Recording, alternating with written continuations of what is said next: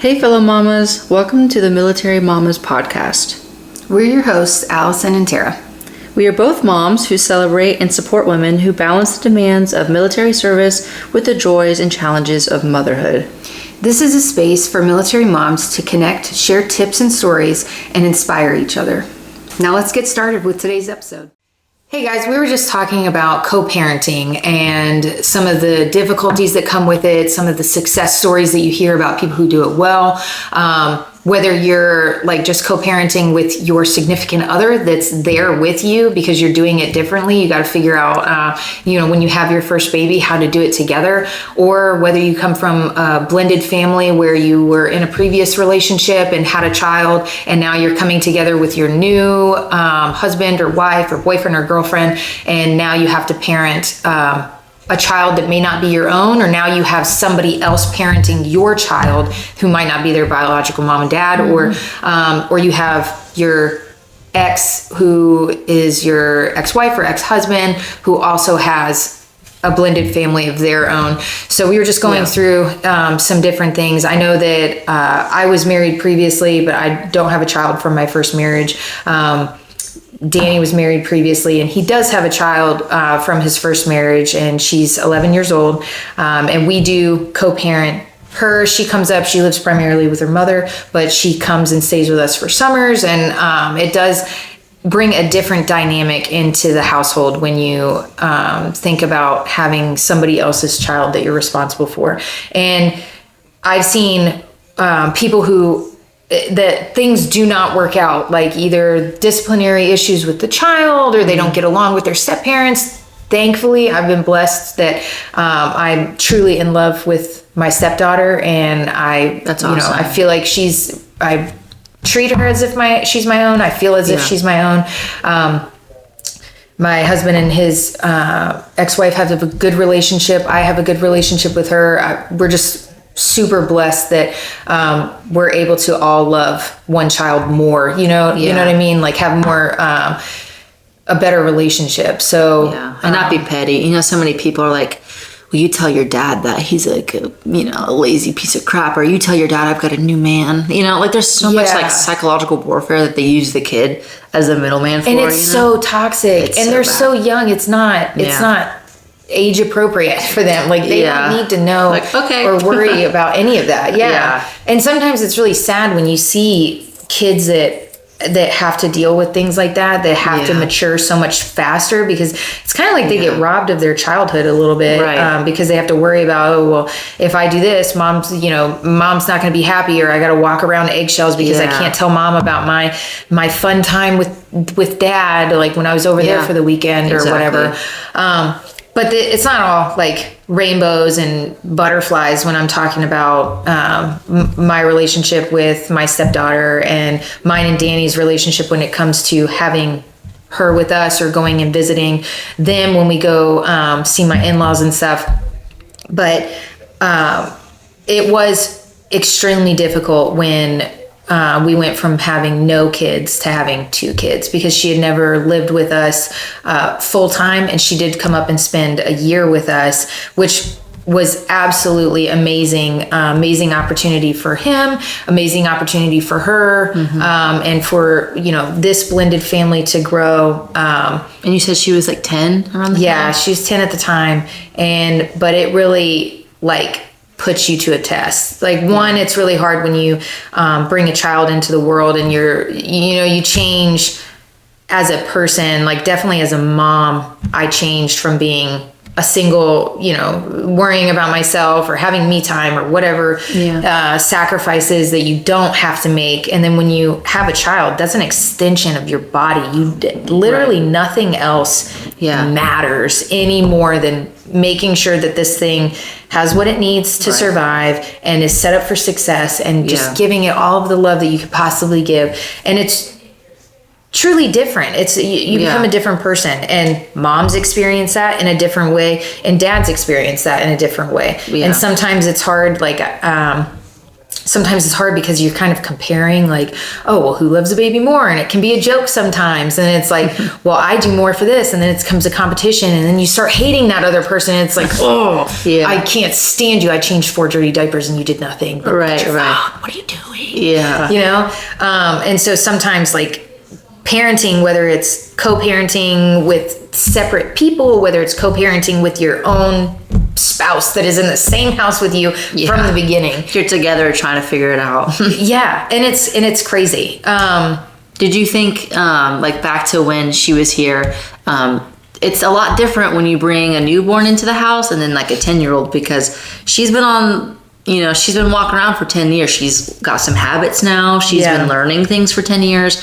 And so, you know, not only did you have a new kid in the family, but this was like a kid who was walking, has opinions. Yeah. And like, you know, she was So she can do things on her own. Like she doesn't need anything from, like she can do it on her own, or like trusting her to be able to do stuff on her own. Like, thankfully I have known her since she was 2.5 years old, 3 years old. And so we have that background. It's just that I had only interacted, like she had only been in the house for like summers or whatever. It wasn't like an extended period of time when Danny and I were together. But but this time having Mac and then, you know, becoming a blended family from having just him and I to everybody, it was a lot, and it was pretty challenging in a way of you know, allowing her to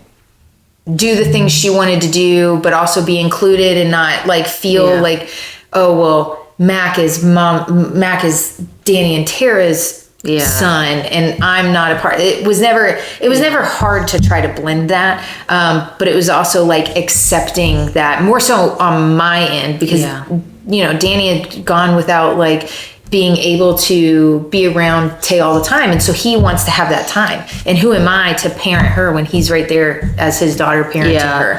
It might sound like, at first it comes across petty, but it is a challenge because I'm a mom for the first time in my own house. Right.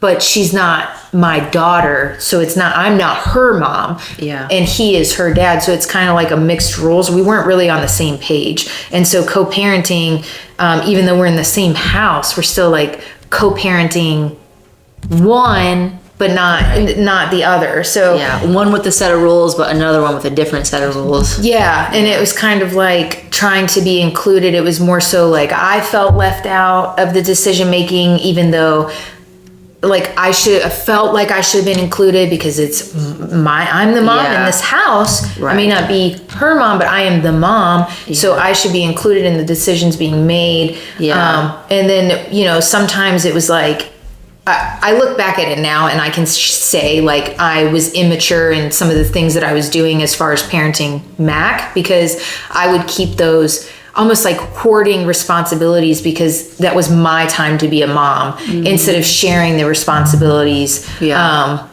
having a new baby, because I felt like I wasn't able to be the mom in my own house, if that makes sense. And then, so it was really hard, and like it put me into a really bad place. Like in the moment, I didn't think I had any type of postpartum depression or anything like that. But as I worked through, and like, it's not funny, but people at work, like the outlets that I was trying to like express, like talking to people at work, I would just be talking and then I would start crying. And like, these are like my first sergeant and my ops chief and like guys that also have kids and wives that I'm like having a conversation, and like all of a sudden one thing leads to another, and they're like, why are you so mad? And I'm like, listen, blah, blah, blah, blah, blah, blah. And then I just sit there, and you know, if I'm 3 months postpartum, 4 months postpartum, I'm just sitting there and I'm like, and they're like, oh shit, she's crying. Oh, she's crying. I'm like, well, this is what's going on. I just recently saw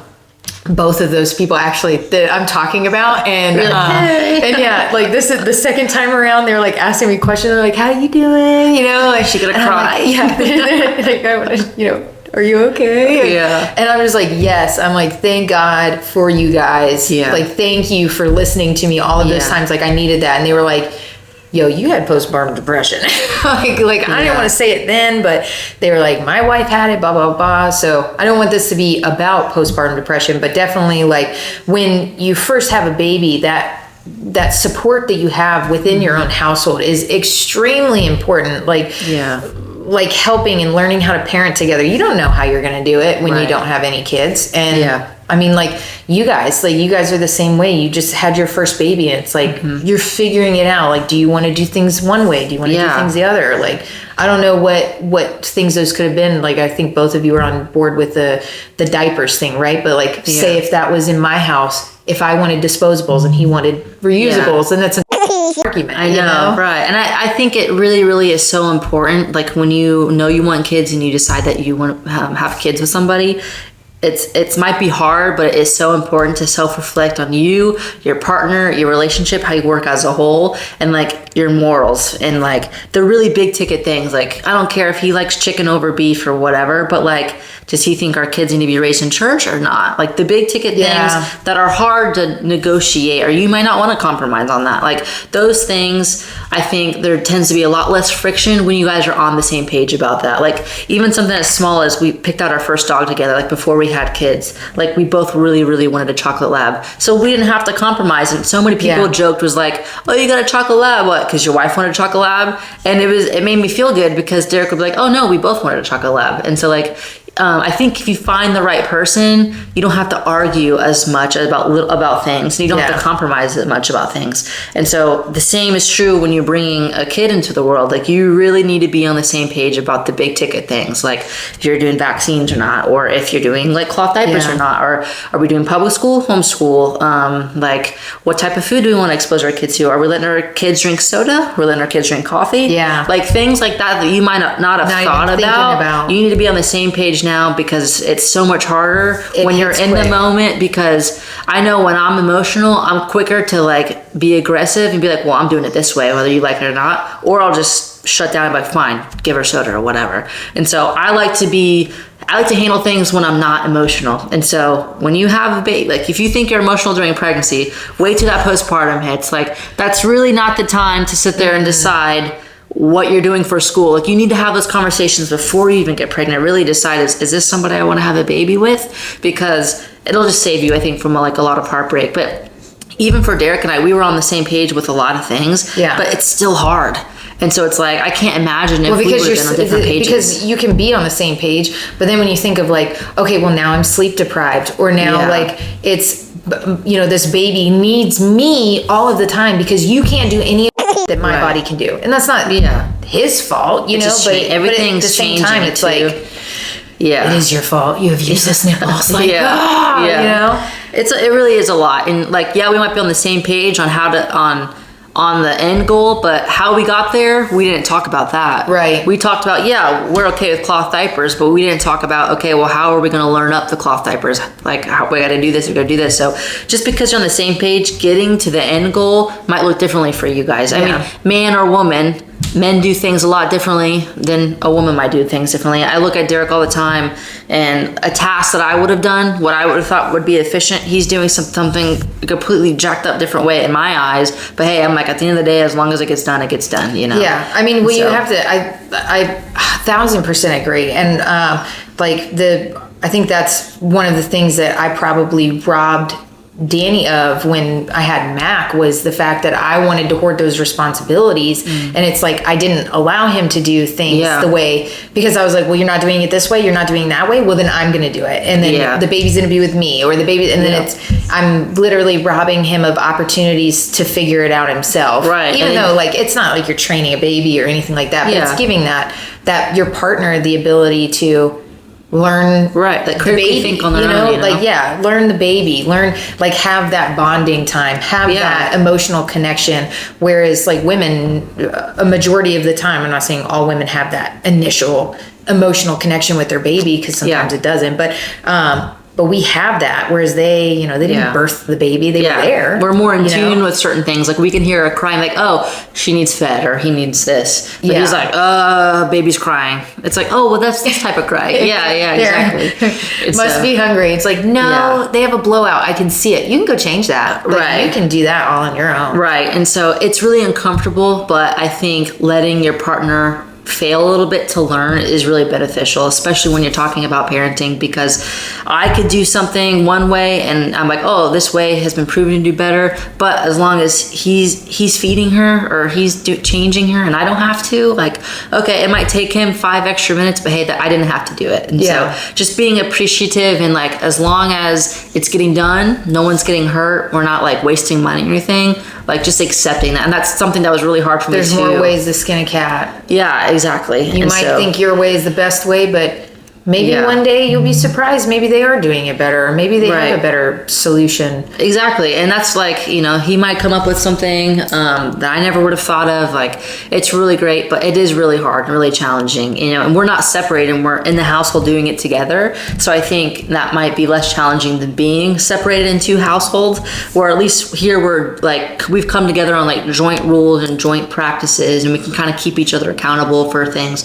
But it's so hard. Like you're going through a transition of, okay, now we have a kid, or now, hey, you've never had a 2-year-old and a 1-year-old before, or a 3-year-old and a 1-year-old before, it's like every day you're learning something new. And so there's just this like huge amount of time of adapting and learning and growing, and you have to do it together. But like you said, you have to do it. Maybe you're hungry, maybe you're sleep deprived, maybe you're stressed out at work, or maybe one of you is gone for a deployment. Like there's so many other factors that make parenting much harder just because of everything going on. And so I think you just have to remember, and I was actually talking to Derek about this today, is we have to give ourselves grace. Yeah. Because yes, our baby's 8 months old, but this is the first we've been parents for 8 months. Like on the grand scheme of things, that's not a lot of time. For the rest of our lives, compared to 8 months, that's nothing. Yeah. And for 23 years, I was not a parent, and now all of a sudden I'm a parent, and it's every single day. You don't have a break type thing. Yeah. It's just a huge transition, and so Something completely dependent on you. right. Like you can't be like, sit here for 5 minutes Yeah. while I go like decompress. There's none of that. Yeah, and so it's really hard, and you just have to give the other person grace. But when you add in a baby or a kid, maybe or a 10-year-old, I guess, is that a kid? That's a preteen? What would you say that? Preteen? Yeah, I say, yeah. I don't want to say kid, No, I definitely think it's preteen, but Yeah. But then you think like, what is it, 12 or 13, or is it high school, or is Yeah. it like An older kid. I would say middle school. Like when you're in elementary school, you're still Okay. good. I think middle school is more like the preteen of like. Okay, gotcha. Yeah. Okay. But even then, But I'm no expert. So. yeah.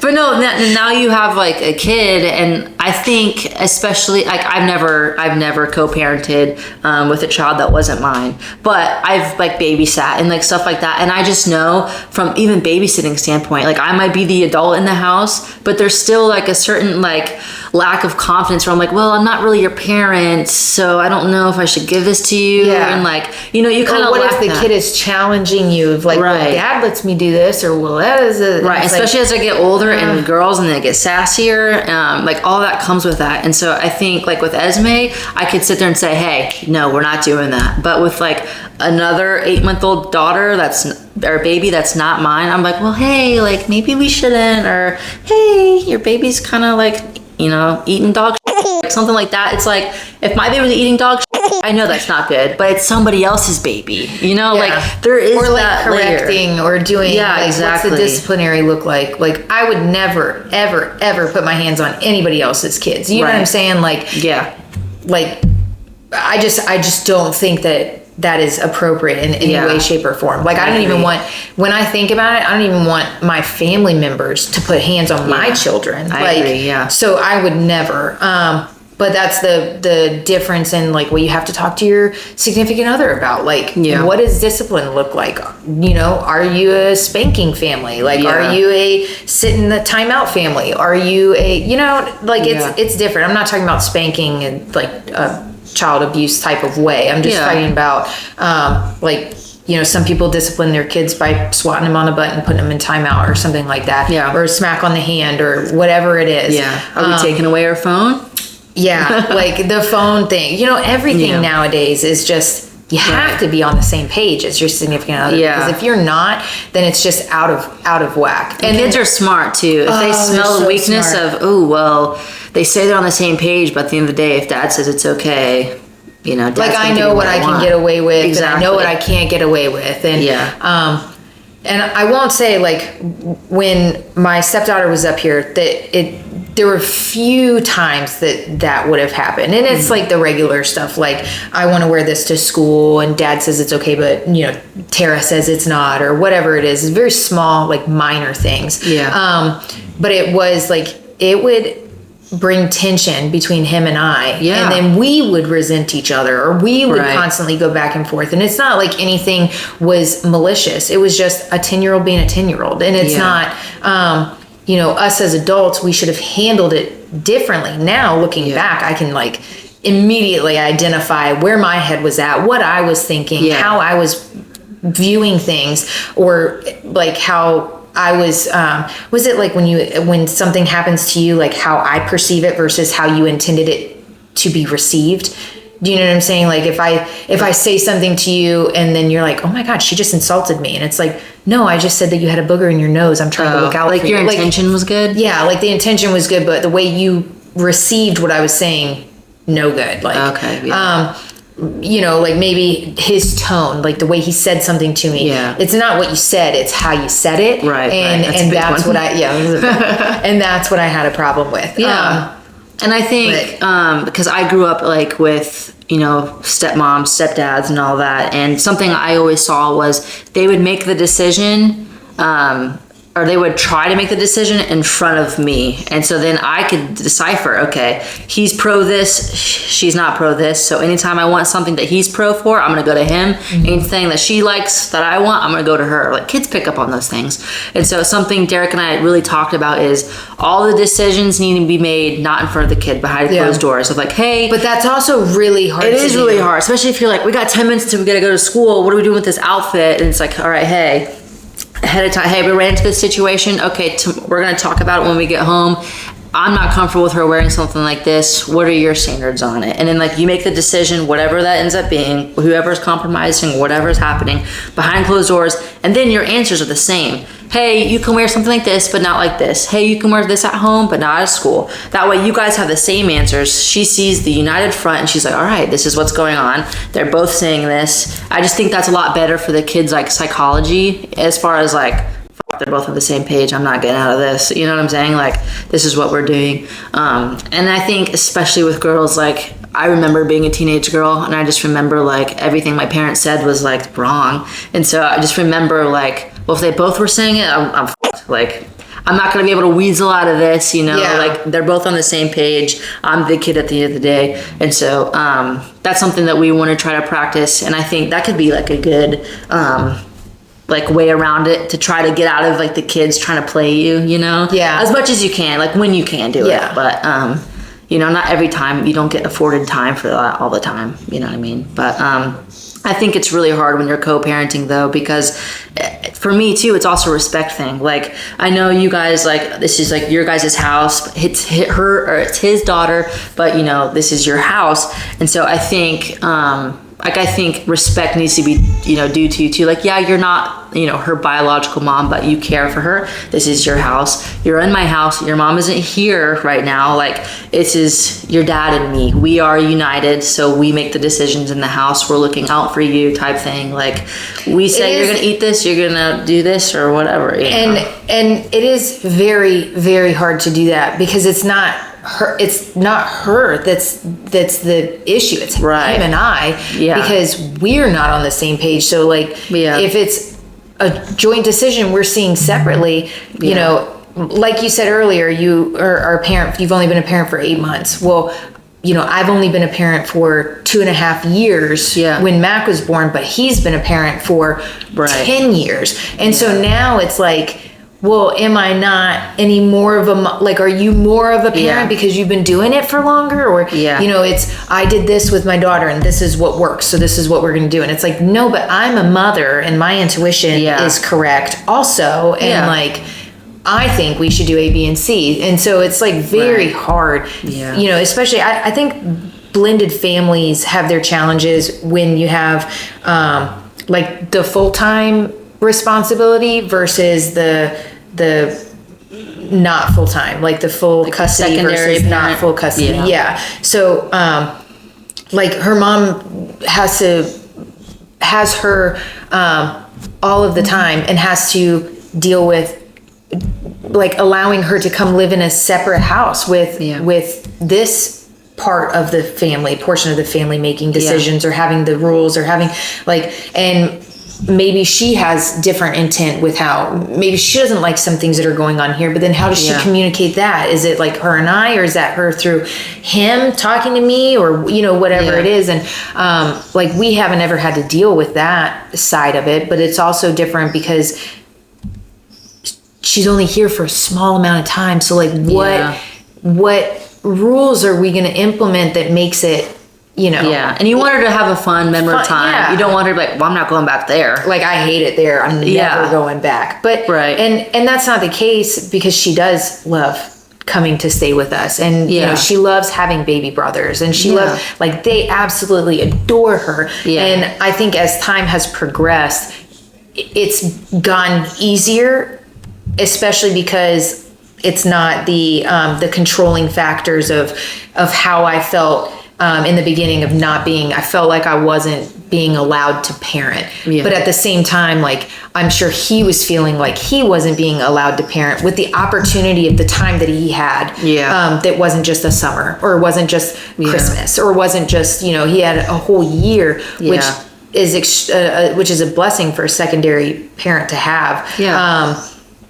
So then that's his opportunity to be the 24/7 parent, the primary. And so was that me taking it away from him, or was that, so we just weren't on the same page, and that's really hard. So anybody, when you have a blended family, it's just hard to do. It's so challenging. And it's one of those things I don't think you can really prepare for until you're in it. You know what I mean? And I think, like, especially like my stepdad, he's been co-parenting with my mom now, and I don't really talk to my mom, but I talk to him, and just seeing how he parents now, like, just him, it's just like so different. And I'm like, well, I probably want to do that, but he's been doing it for so long now, it's like he's just stuck in his ways. And so, like, I'm a woman, and he parents like my little sister, and so even me, like, well, that, hey, coming from a girl's perspective though, you might want to do this, or hey, like, you need to brush her hair more than once a week. Like, some things guys don't really think about, and I think it's like they kind of just get stuck in like a habit of doing things like, well, she's fine, she's surviving. It's like, yeah, but you want her to look nice, like,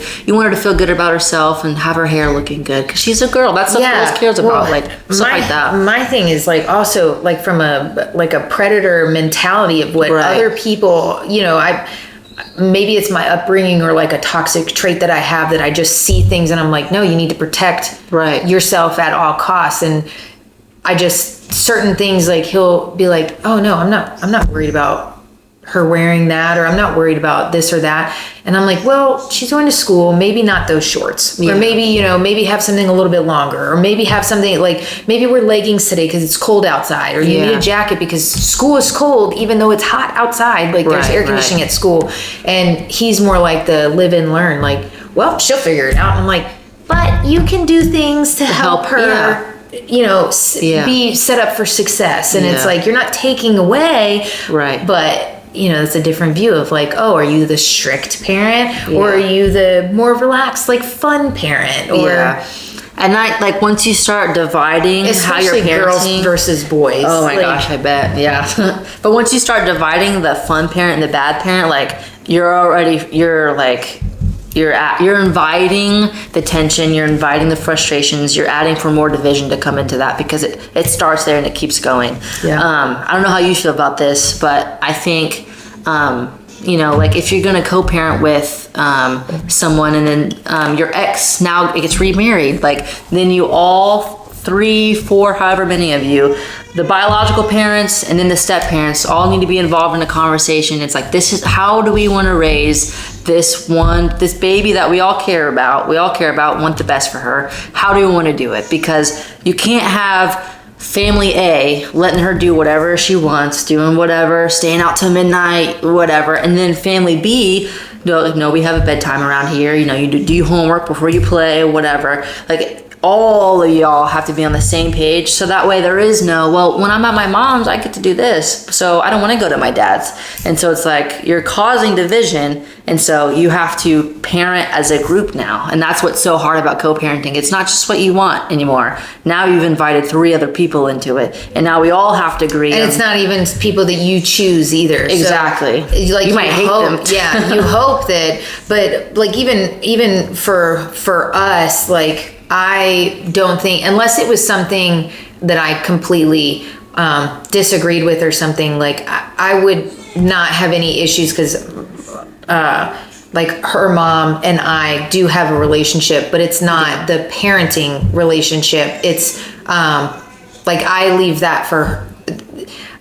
feel like I leave that for her and Danny to discuss, because that is, at the end of the day, their daughter, and it's their intent. Like, I would never want an outside person having a say in like what my sons would do without me there. But I would like confidence in knowing that me and their dad are on the same page, and that intent will carry through. Like, I will have conversations with Danny about things, and it's his decision whether he wants to bring it up, and it's his decision. But that's what works for us. Yeah, and, I mean, if that works for you guys, you know, I mean, and it's nothing like crazy like thankfully there's no crazy situations or things that have come up or anything like that. But definitely co-parenting it's something that you got to learn, you got to work on every day. Like, it's not give yourself that comes grace. Easy. Give your partner grace, give the other party grace. Like, blended families are you know, it's blended. Like, it's different points of views, you know, whether you're on a good relationship or bad, or a good phase or bad phase with the person that you split with. Like, all of those things come into play when we talk about co-parenting. So just giving grace to yourself, giving grace to your partner. Don't use your kid as a messenger, you know, like for stupid games. I think that's the worst thing you could do.